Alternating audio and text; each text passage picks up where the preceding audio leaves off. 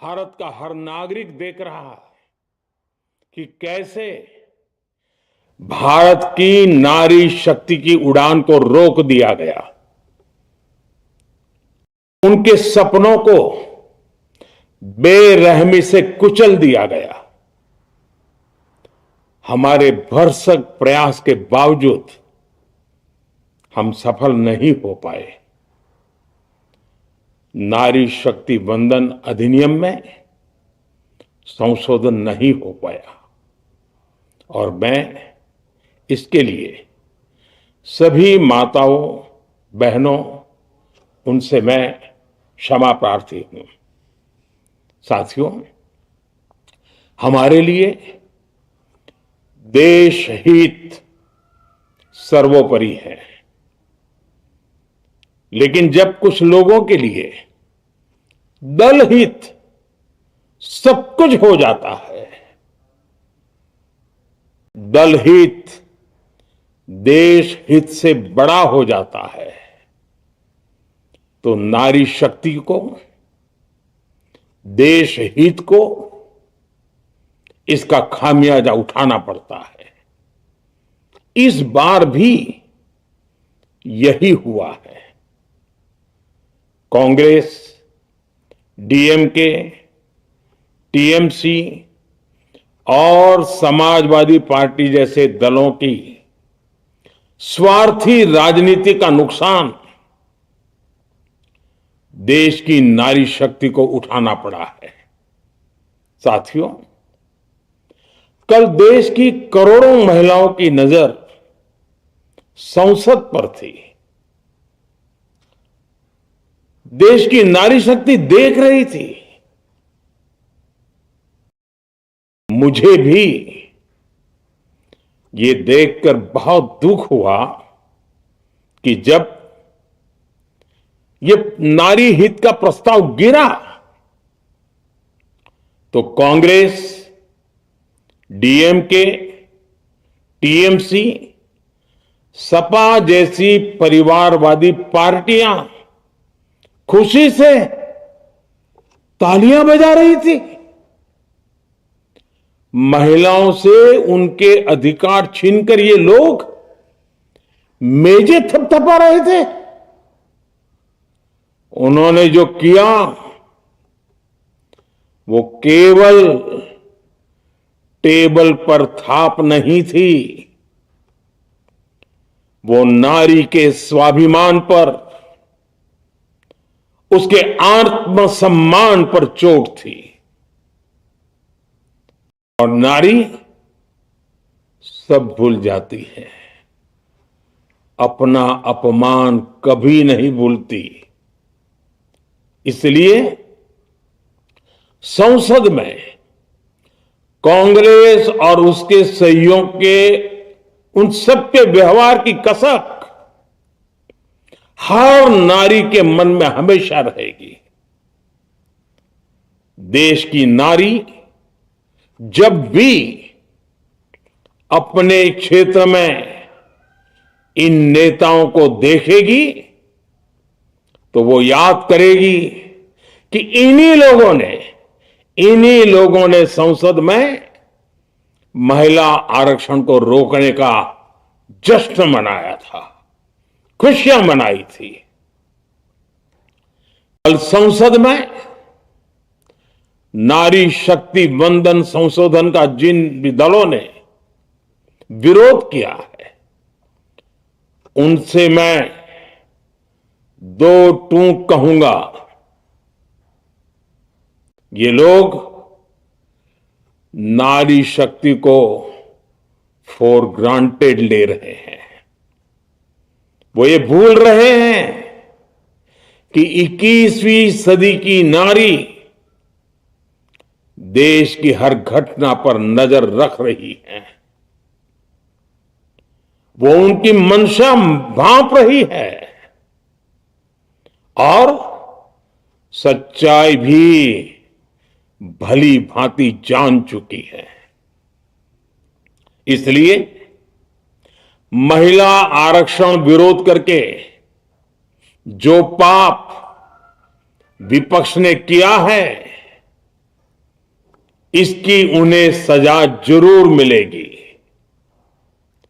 इन दलों ने संविधान निर्माताओं की भावनाओं का भी अपमान किया है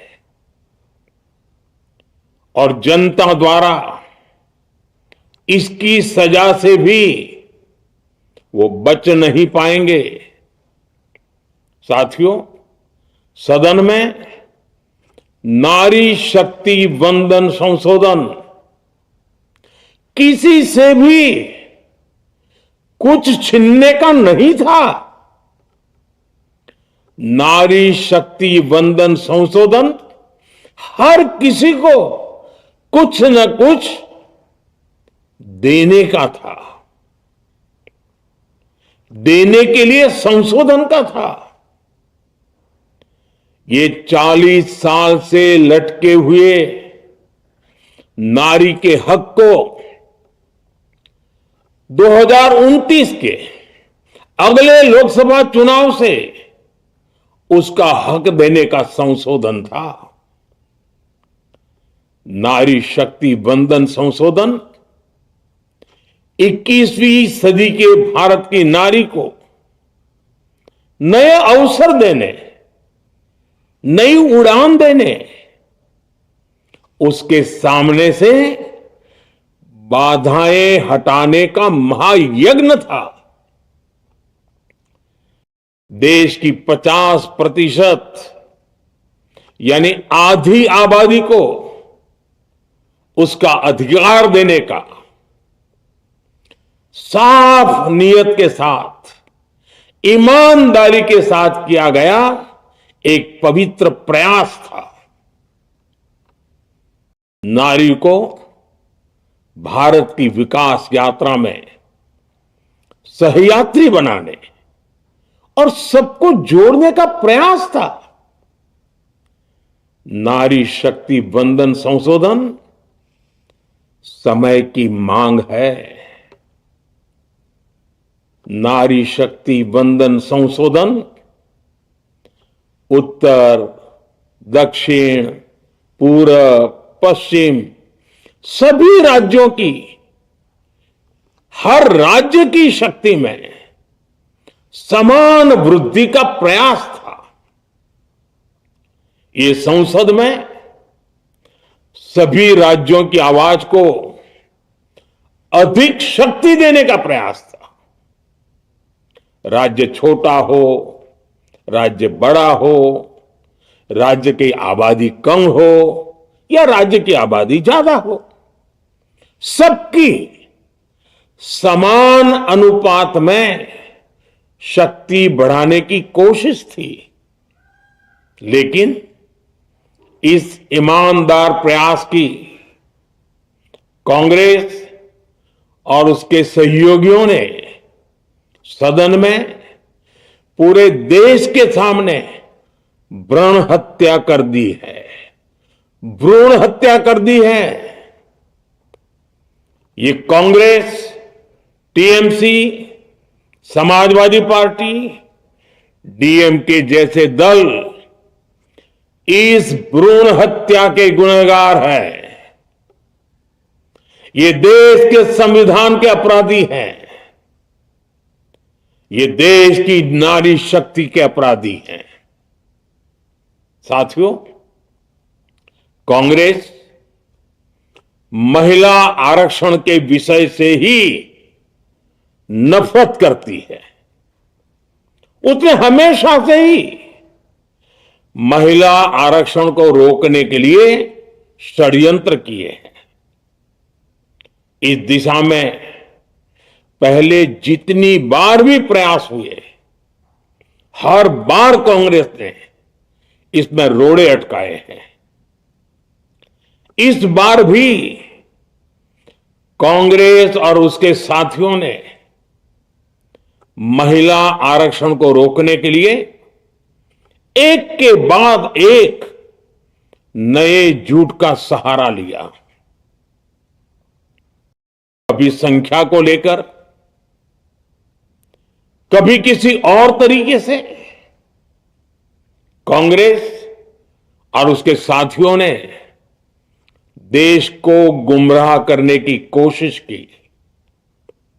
ऐसा करके इन दलों ने भारत की नारी शक्ति के सामने अपना असली चेहरा सामने ला दिया है, अपना मुखौटा उतार दिया है। साथियों, मुझे व्यक्तिगत तौर पर आशा थी कि कांग्रेस अपनी दशकों पुरानी गलती सुधारेगी। कांग्रेस अपने पापों का प्रायश्चित करेगी। लेकिन कांग्रेस ने इतिहास रचने का, महिलाओं के पक्ष में खड़े होने का अवसर खो दिया। कांग्रेस खुद देश के अधिकांश हिस्सों में अपना वजूद खो चुकी है। कांग्रेस परजीवी की तरह क्षेत्रीय दलों की पीठ पर सवार होकर खुद को जिंदा रखे हुए है। लेकिन कांग्रेस ये भी नहीं चाहती कि क्षेत्रीय दलों की ताकत बढ़े। इसलिए कांग्रेस ने इस संशोधन का विरोध करवाकर अनेक क्षेत्रीय दलों के भविष्य को अंधकार में धकेलने का राजनीतिक षड्यंत्र किया है। साथियों, Congress, Samajwadi party, DMK, TMC और दूसरी पार्टियां इतने वर्षों से हर बार वही बहाने, वही कुतर्क गढ़ते आए हैं, बनाते आए हैं। कोई न कोई टेक्निकल पेंच फंसाकर ये महिलाओं के अधिकारों पर डाका डालते रहे हैं। देश राजनीति का ये भद्दा पैटर्न बराबर समझ चुका है और उसके पीछे की वजह भी जान चुका है। भाइयों बहनों, नारी शक्ति वंदन अधिनियम के विरोध की एक बड़ी वजह है इन परिवारवादी पार्टियों का डर। इन्हें डर है अगर महिलाएं सशक्त हो गई तो इन परिवारवादी पार्टियों का नेतृत्व खतरे में पड़ जाएगा। ये कभी नहीं चाहेंगे कि उनके परिवार के बाहर की महिलाएं आगे बढ़े। आज पंचायतों में, लोकल बॉडीज में जिन हजारों लाखों महिलाओं ने अपनी क्षमता को साबित किया है, जब आगे बढ़कर लोकसभा और विधानसभाओं में आना चाहती हैं, देश की सेवा करना चाहती हैं, परिवारवादियों के भीतर उनसे असुरक्षा की भावना बैठी हुई है। परिसीमन के बाद महिलाओं के लिए कहीं ज्यादा सीटें होगी, महिलाओं का कद बढ़ेगा। इसलिए इन लोगों ने नारी शक्ति वंदन संशोधन का विरोध किया है। देश की नारी शक्ति कांग्रेस और उसके सहयोगियों को इस पाप के लिए कभी माफ नहीं करेगी। मेरे प्रिय देशवासियों, कांग्रेस और उसके साथी दल डिलिमिटेशन पर लगातार झूठ बोल रहे हैं। ये इस बहाने विभाजन की आग को सुलगाना चाहते हैं, क्योंकि बांटो और राज करो, कांग्रेस ये पॉलिटिक्स अंग्रेजों से विरासत में सीख कर आई है। और कांग्रेस आज भी उसी के सहारे चल रही है। कांग्रेस ने हमेशा देश में दरार पैदा करने वाली भावनाओं को हवा दी है। इसलिए यह झूठ फैलाया गया कि डीलिमिटेशन यानी परिसीमन से कुछ राज्यों को नुकसान होगा, जबकि सरकार ने पहले दिन से स्पष्ट किया है कि न किसी राज्य की भागीदारी का अनुपात बदलेगा, न किसी का रिप्रेजेंटेशन कम होगा, बल्कि सभी राज्यों की सीटें समान अनुपात में ही बढ़ेगी। फिर भी कांग्रेस, डीएमके, टीएमसी और समाजवादी पार्टी जैसे दल इसे मानने को तैयार नहीं हुई है। साथियों, ये संशोधन बिल सभी दलों और सभी राज्यों के लिए एक मौका था, एक अवसर था। ये बिल पास होता तो तमिलनाडु, बंगाल, यूपी, केरला, हर राज्य की सीटें बढ़ती। लेकिन अपनी स्वार्थी राजनीति की वजह से इन दलों ने अपने राज्यों के लोगों को भी धोखा दे दिया। जैसे कि डीएमके के पास मौका था कि वो और ज्यादा तमिल लोगों को सांसद विधायक बना सकती थी, तमिलनाडु की आवाज और मजबूत कर सकती थी, लेकिन उसने वो मौका खो दिया। टीएमसी के पास भी बंगाल के लोगों को आगे बढ़ाने का मौका था, लेकिन टीएमसी ने भी ये मौका गंवा दिया। समाजवादी पार्टी के पास भी मौका था कि वो महिला विरोधी छवि होने के दाग को कुछ कम कर सके, लेकिन सपा भी इसमें चूक गई। समाजवादी पार्टी लोहिया जी को तो पहले ही भूल चुकी है। सपा ने नारी शक्ति वंदन संशोधन का विरोध करके लोहिया जी के सारे सपनों को पैरों तले रौंद दिया है। सपा महिला आरक्षण विरोधी है। ये यूपी की और देश की महिलाएं कभी नहीं भूलेगी। साथियों, महिलाओं के आरक्षण का विरोध करके कांग्रेस ने फिर एक बात सिद्ध कर दी है। कांग्रेस एक एंटी रिफॉर्म पार्टी है। 21वीं सदी के विकसित भारत के लिए जो भी निर्णय, जो भी रिफॉर्म जरूरी है, जो भी निर्णय देश ले रहा है, कांग्रेस उन सब का विरोध करती है, उसे खारिज कर देती है, उस काम के अंदर खलल डालती है। यही कांग्रेस का इतिहास है और यही कांग्रेस की नेगेटिव पॉलिटिक्स है। साथियों, ये वही कांग्रेस है जिसने जनधन, आधार, मोबाइल, स्त्री शक्ति का विरोध किया। कांग्रेस ने डिजिटल पेमेंट्स का विरोध किया। कांग्रेस ने जीएसटी का विरोध किया। कांग्रेस ने सामान्य वर्ग के गरीबों को आरक्षण का विरोध किया। कांग्रेस ने ट्रिपल तलाक के विरुद्ध कानून का विरोध किया। कांग्रेस ने आर्टिकल 370 हटाने का विरोध किया।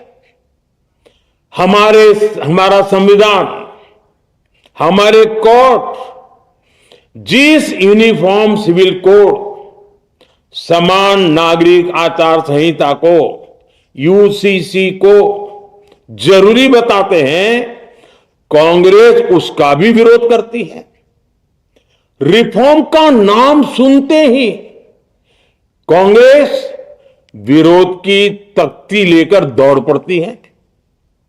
ऐसा कोई भी काम जिससे देश मजबूत होता है, कांग्रेस उसमें बाधाएं खड़ी करने के लिए पूरी शक्ति लगा देती है। Congress one nation one election का विरोध करती है। कांग्रेस देश में घुसपैठियों को भगाने का विरोध करती है। कांग्रेस मतदाता सूची के शुद्धिकरण एसआईआर का विरोध करती है। कांग्रेस वक्फ बोर्ड में रिफॉर्म का विरोध करती है। साथियों, कांग्रेस ने शरणार्थियों को सुरक्षा देने वाले सीएए कानून तक का विरोध किया। इस पर झूठ बोलकर, अफवाहें फैलाकर देश में बवंडर खड़ा कर दिया। कांग्रेस माओवादी नक्सली हिंसा को समाप्त करने के देश के प्रयासों में भी रुकावटें डालती है। कांग्रेस का एक ही पैटर्न रहा है, कोई भी रिफॉर्म आए तो झूठ बोलो, भ्रम फैलाओ। इतिहास साक्षी है, कांग्रेस ने हमेशा यही नेगेटिव रास्ता चुना है। साथियों, जो भी कार्य देश के लिए जरूरी फैसला होता है, कांग्रेस इसको कारपेट के नीचे डाल देती है। कांग्रेस के इसी रवैये की वजह से भारत विकास की उस ऊंचाई पर नहीं पहुंच पाया जिसका भारत हकदार है। आजादी के समय उस दौर में हमारे साथ और भी कई देश आजाद हुए थे। ज्यादातर देश हमसे बहुत आगे निकल गए और इसकी वजह थी कि कांग्रेस हर रिफॉर्म को रोक कर बैठी रही। लटकाना, भटकाना, अटकाना, यही कांग्रेस का सिद्धांत रहा है, यही कांग्रेस का वर्क कल्चर रहा है। कांग्रेस ने पड़ोसी देशों के साथ सीमा विवादों को लटकाया। कांग्रेस ने पाकिस्तान के साथ पानी बंटवारे से जुड़े विवादों को लटकाया। कांग्रेस ने ओबीसी आरक्षण के निर्णय को 40 साल तक लटकाए रखा। कांग्रेस ने सैनिकों के लिए वन रैंक वन पेंशन को 40 साल तक रोके रखा। साथियों, कांग्रेस के इस रवैये ने हमेशा देश का बहुत बड़ा नुकसान किया है। कांग्रेस के हर विरोध, हर अनिर्णय, हर छल प्रपंच का खामियाजा देश ने भुगता है, देश की पीढ़ियों ने भुगता है। आज देश के सामने जितनी भी बड़ी चुनौतियां हैं, वो कांग्रेस के इसी रवैये से उपजी हुई है। इसलिए ये लड़ाई सिर्फ एक कानून की नहीं है, ये लड़ाई कांग्रेस की उस एंटी रिफॉर्म मानसिकता के साथ है जिसमें सिर्फ नेगेटिविटी है, नकारात्मकता है। और मुझे इसमें कोई संदेह नहीं है कि देश की सभी बहनें बेटियां कांग्रेस की इस मानसिकता को करारा जवाब दे के रहेगी। साथियों, कुछ लोग देश की महिलाओं के सपने टूटने को सरकार की नाकामी बता रहे हैं, लेकिन ये विषय कामयाबी या नाकामयाबी क्रेडिट का था ही नहीं। मैंने संसद में भी कहा था, आधी आबादी को उनका हक मिल जाने दीजिए। मैं इसका क्रेडिट विज्ञापन छपवाकर विपक्ष के सभी लोगों को दे दूंगा, लेकिन महिलाओं को दकियानुसी सोच से देखने वाले फिर भी अपने झूठ पर अड़े रहे, कायम रहे। साथियों, नारी शक्ति को भागीदारी दिलाने की लड़ाई दशकों से चल रही है। वर्षों से मैं भी इसके लिए प्रयास करने वालों में से एक हूं। कितनी ही महिलाएं ये विषय मेरे सामने उठाती रही हैं, कितनी ही बहनों ने पत्र के द्वारा मुझे सारी बातें बताई हैं। मेरे देश की माताएं, बहनें, बेटियां, मैं जानता हूं आज आप सब दुखी हैं। मैं भी आपके इस दुख में दुखी हूं। आज भले ही बिल पास कराने के लिए जरूरी 66% वोट हमें नहीं मिला हो, लेकिन मैं जानता हूं देश की 100%, 100% नारी शक्ति का आशीर्वाद हमारे साथ है। मैं देश की हर नारी को विश्वास दिलाता हूं, हम महिला आरक्षण के रास्ते में आने वाले हर रुकावट को खत्म करके रहेंगे, हटा करके रहेंगे। हमारा हौसला भी बुलंद है, हमारी हिम्मत भी अटूट है और हमारा इरादा भी अड़िग है। महिला आरक्षण का विरोध करने वाली पार्टियां ये देश की नारी शक्ति को संसद और विधानसभाओं में उनकी भागीदारी बढ़ाने से कभी भी रोक नहीं पाएंगे। सिर्फ वक्त का इंतजार है। नारी शक्ति के सशक्तिकरण का बीजेपी एनडीए का संकल्प अक्षुण्ण है। कल हमारे पास संख्या बल नहीं था, लेकिन इसका मतलब ये नहीं है कि हम हार गए। हमारा आत्मबल अजेय है। हमारा प्रयास रुकेगा नहीं, हमारा प्रयास थमेगा नहीं। हमारे पास आगे अभी और मौके आएंगे। हमें आधी आबादी के सपनों के लिए, देश के भविष्य के लिए